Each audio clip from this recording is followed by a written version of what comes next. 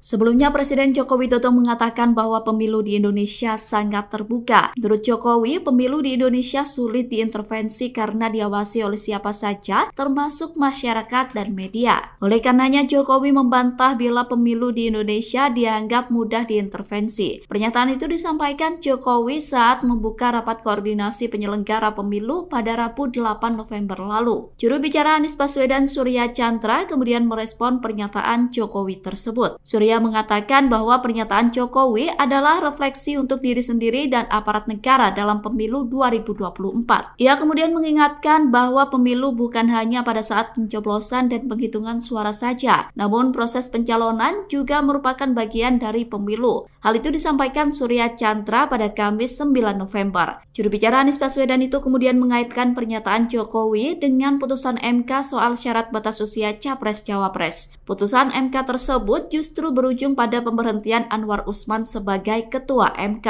Anwar Usman yang merupakan adik ipar Jokowi itu diberhentikan karena terbukti melakukan pelanggaran etik berat. Surya mengatakan bahwa intervensi pemilu memang sulit, namun bukan tidak mungkin dilakukan jika mengingat apa yang telah terjadi dalam putusan MK di bawah Anwar Usman.